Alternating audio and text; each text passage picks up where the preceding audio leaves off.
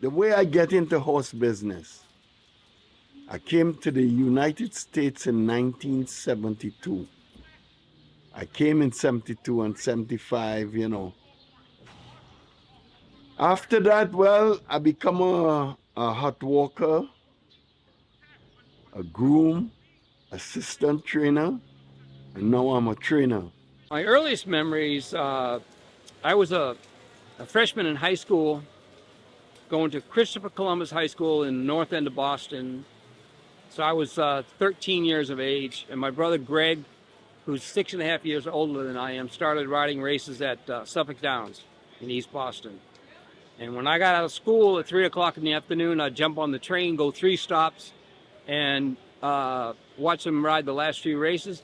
But I had to sneak in because back then you had to be 18 years of age to get into the track unless you had an escort, you know, a chaperone, an adult.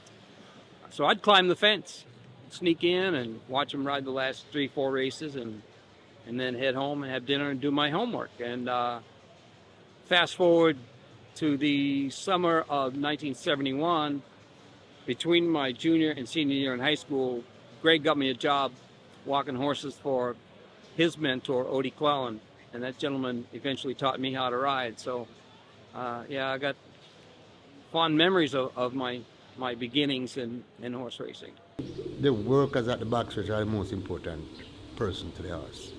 The people who take care of the horse, his legs, keep them in tune for racing. Because you could have horses, but they ain't got no legs. They got legs, but they ain't sound. Yeah. So the people who take care of the horses. My whole life got me where I'm at. I worked hard with the horses from little kid. I was cleaning stalls. I was riding before I could even walk. But to get to where I'm at now, it was an experience of a lifetime, and I really appreciate the work that I put in because it made me who I am today. I'm able to feel like I can handle anything at this point. But it was definitely a grind. I worked for a lot of different trainers. I was an assistant for about 9 years before I got started as a trainer, and it's been awesome to be my own trainer now. I love it. It's what I've always wanted to do, so it feels good to finally make that goal happen. Think about the real I love it. I watch all your videos. I'm a big fan. I love it. I always try to spot you. I'm glad you finally got me on video. You know, What that rule I was. graduated college, didn't know what I wanted to do, okay? You know, and I just hung around for a couple of years, and when it was over and done with, I just started hanging around the racetrack, okay? And I loved it, you know? My dad brought me when I was young.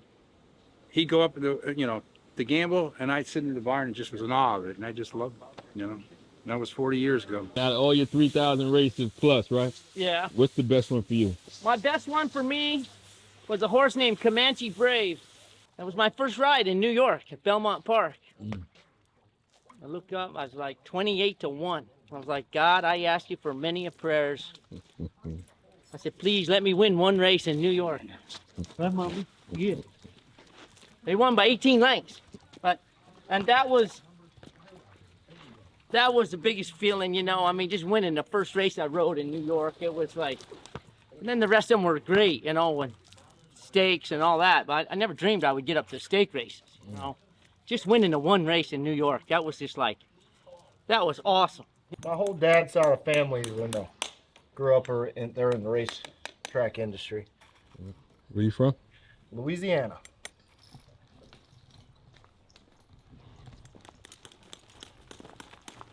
Every day's a good day, just some better than others.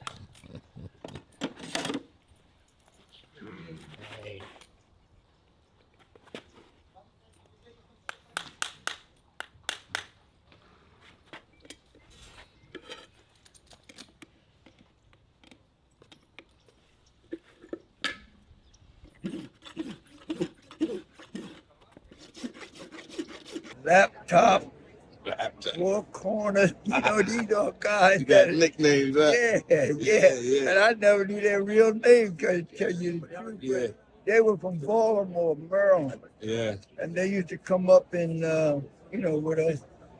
And I was learned underneath of them. Year'd you come? I came to Belmont in the early, 80s. Wow. I started with J.P. Conway, so Yep. I know people know him. From Conway, I finally got with John Beach. That's who I was trying to get with, but he didn't hire women. Yeah. Only if you could ride. The product is very good. We've got the best horses, got some of the best jockeys, and it's a great product.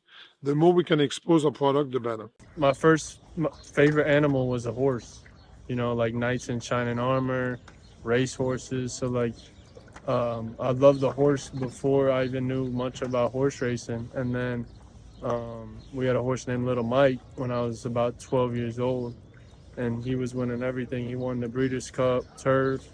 He won like 4 grade ones in over like a span of a year and a half.